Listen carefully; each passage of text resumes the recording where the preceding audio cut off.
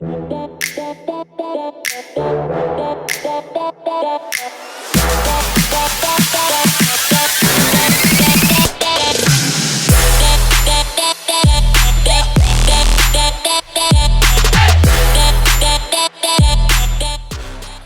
right, you guys, thank you for joining me on Extrabyte. For those of you who have not listened to this week's episode of Sweet Bites with Sandra, my guest is none other than Reggie Casagrande. She is an integrated marketing expert who loves to work with brands in the cultural space. And let me just tell you that if you missed the interview, go to the podcast because you're missing a lot. But we have her here on Extra Byte because she has agreed to talk to us about some of the things that I think are really important for entrepreneurs. So let me just get into it because I know that you've got some takeaways for them. So what is maybe one or two takeaways that you could talk to listeners or even the people watching this about starting your own brand and building your own business? Yeah, I think a lot of entrepreneurs. I think now is a great time to start your own brand, just with platforms like Etsy and other places out there to get your products out. I think digital malls are coming next. That's definitely already happening in China now. Yeah. I think for me, most of the time people call me, it's because they're having problems. Same with brands. They never really call me when everything's great. Mhm. I think the biggest takeaway really is to really think about your strategy. I think have a strategic point of view and really go through and identify the opportunities in the market, who your competition is, how you're going to position yourself, what value are you offering to the customer, and really what is your plan to win. I think, I have this mantra, fail to plan, plan to fail, right? If you don't have a strategy, even if it's just kind of a rough around the edges strategy, it could be part of your business plan. It's going to be much more effective for you to work quickly and efficiently if you have some of those things in place. Right. And a good strategy really only answers, or not only, but it will answer five key questions or five key things. And that's who, what, why, where, and how. And if your strategy can answer those questions, then you're in business. Nice. Obviously, you want to also fill a need, when you're making something. But even people who are selling services or who are, selling something else, think about what value you're bringing into the marketplace. And then I think obviously passion is very important. You have to be ready to really roll up your sleeves and work and invest your own money or get money. It's even doing things yourself costs money. So save, rely on your family, your friends. If you have a really great business plan and a strategy, go to a bank and see if you can get a small business loan. Yeah. Because the more together you are, the more someone's going to want to invest in you. Exactly. Well, so what inspires you every day? I mean, you've got great ideas and you're putting them into action with all of these different collaborations. And what makes you tick? What is the thing that gets you going? Well, I think the thing I'm probably most passionate about in the world beyond nature and being outside, because I'm a total nature freak, Yeah. is really culture, and how culture is evolving. So, and culture to me isn't just art and design and music and films. It's also how people are interacting with each other, how they're changing their behaviors, how culture has evolved. So what's kind of happening right now, even with like the Black Lives Matter movement, is really inspiring to me that has finally come to the surface and being addressed. So just all these things that are kind of happening. I feel like the pandemic has been an extremely horrible, tragic thing, but at the same time, there has been good that's come out of it. And I think, if anything, the inequalities that have come to the surface, the fact that we really need to start dealing with these things ASAP if we want to succeed as an equitable society, and be the most profitable. And it's, I grew up in Europe, and we're a social democracy there, and everyone. I don't want to say everyone's happy, because obviously Europe has their problems too, but it's a much more equitable society, and people are taken care of, and everyone excels. And it's this weird idea in America that people think, oh, if you give everyone a little bit of something, they're going to just sit around and do nothing. And that just isn't true. The data doesn't Support support it. that. So I think, helping people, supporting people, mentoring, do whatever you can to give value and to support others, because it will ultimately come back to you, right? Exactly.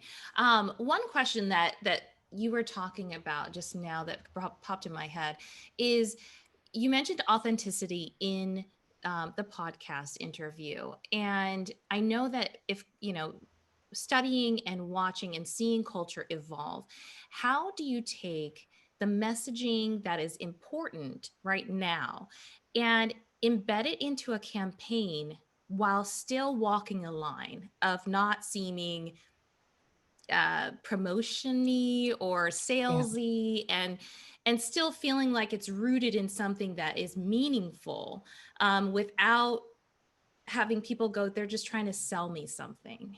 Right. And I think, the thing about energy marketing is it's not about selling, it's about creating demand.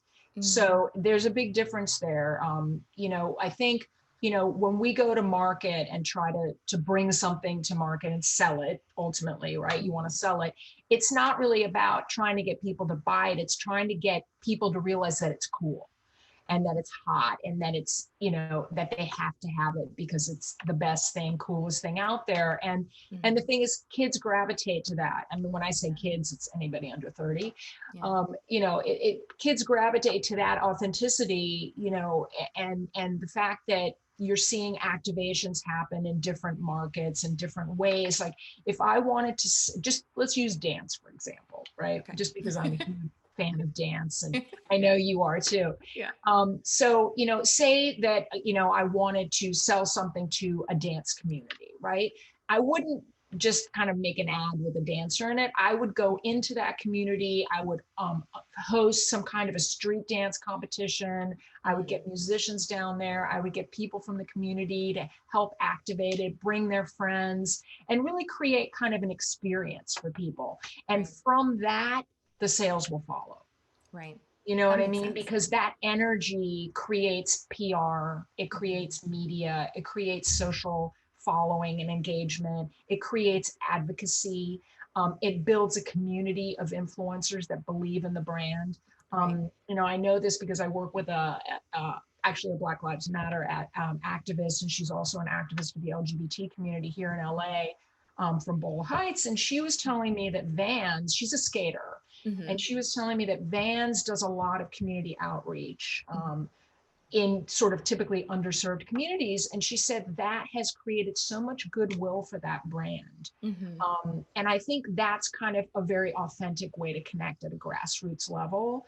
Yeah. So I think for brands, obviously bigger brands that have lots of money to bring things to market, you're connecting from a macro and a micro level. Mm-hmm. So even for a small company or an entrepreneur, think about what you can do really, like that it resonates on a very micro level, but that also, can resonate on a macro level, and kind of Yeah. attack it from both ways.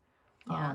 That's how I would kind of think, like authenticity, and find partners that make sense, Mm-hmm. or even if you find 10 influencers that you work with that each have, a 500 following or 1,000 following, not huge, but Mm-hmm. they have engagement with their community. Yeah. And that will then develop into more advocacy and growth. Yeah. So it's a little bit more of a sort of organic way of doing things, but Mm-hmm. you can't just go out and buy customers every day. That's just not sustainable. Right. Unlike people who think they can buy followers. Yeah, and that happens too, and Yeah. I think ultimately it's funny, someone once told me that on social media you can't lie, because even, some people are just like always posturing, and it's just exhausting. Yeah. And I think, ultimately people kind of see you for what you are. You're either an Mm-hmm. asshole, or you're really cool, or you're not cool, Mm-hmm. or you're interesting, or whatever it might Mm-hmm. be. Social media, it's like writing, you always write about when you're a writer, you kind of write about yourself. Yeah. Photographer, artist, you kind of always are sort of translating that self.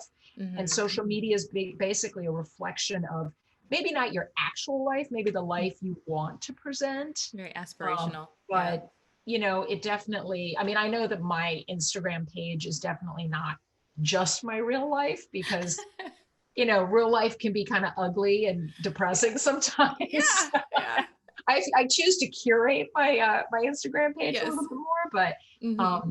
you know, but I definitely want to post about things that are authentic to me and important to me. So It reminds me of Billy Porter, I think, I when it love was him. the He's Oscars hilarious. and it was pouring rain and he had already posed on the red carpet, right? And then you saw him sitting in the chair, just like this Like is drenched. this is what it really is, because it was like a split screen of like what happened, what really in Yeah, real like life. Instagram reality. Exactly. Well, so speaking of celebrities, Yes. has there been any, designer or actor or sports figure or anyone that you have worked with in, your career that you thought was like, wow, that was a really cool experience? Yes, definitely. I think there's a couple, but one of the people that I've been working with on and off for years is Pharrell Williams, and Mm, he is just such an incredible human being. Like he loves and supports all humans, but especially women. yeah. He is just a really kind soul.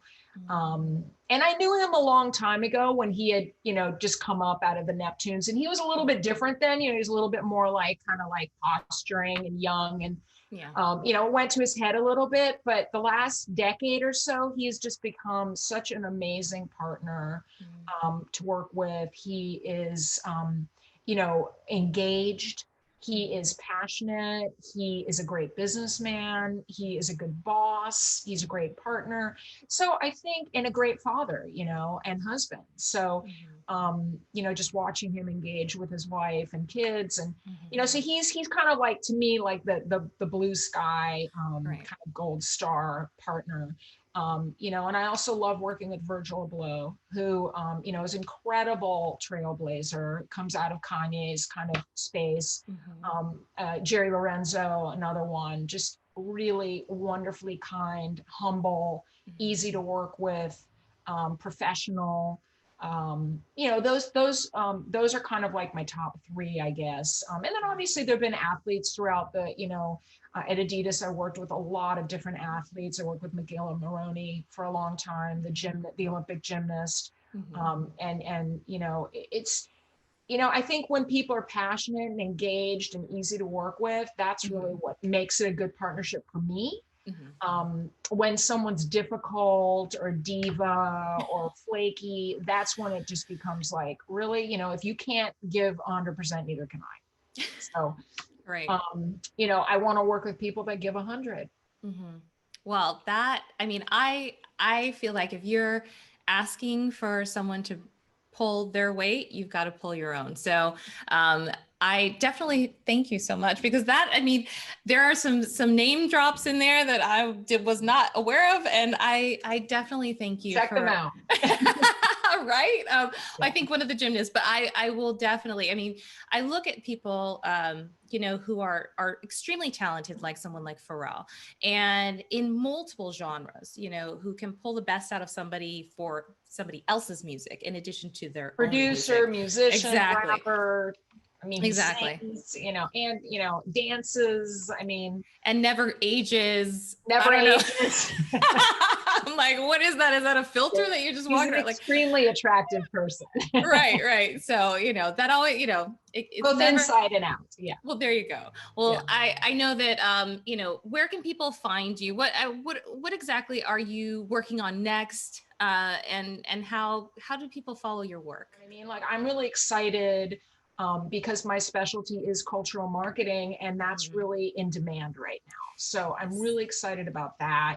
You know, Mhm. working on diversity initiatives, women's initiatives, Mhm. helping brands be culturally relevant, helping young brands launch, Mhm. helping, you know, and I'll work. I work with a couple of influencers that are just building their brands now. So Mhm. that's kind of my new thing. Mhm. I'm very excited. Can't give the name, but I'm working with a Latina Uh-huh. influencer, very, very excited to bring her products to market and help her build her brand. And so, Yeah. you know, and anyone can find me through LinkedIn or through Mhm. MC2000 is our website. And no calls from the president-elect yet?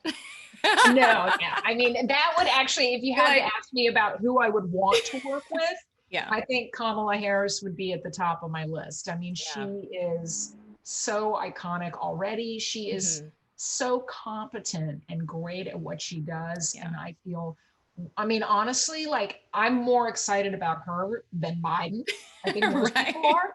Yeah. She's the future of the party. Yeah. Yeah. And she will be president one day. And she's an incredible talent. And I love that she comes from a multicultural background, because I think that's really going to be a phenomenal person to represent culture in this country on the world stage. Exactly. Yeah. Wow. I mean, we could go for years, but thank you so much. Much Definitely. love. And I hope that you have a really great day.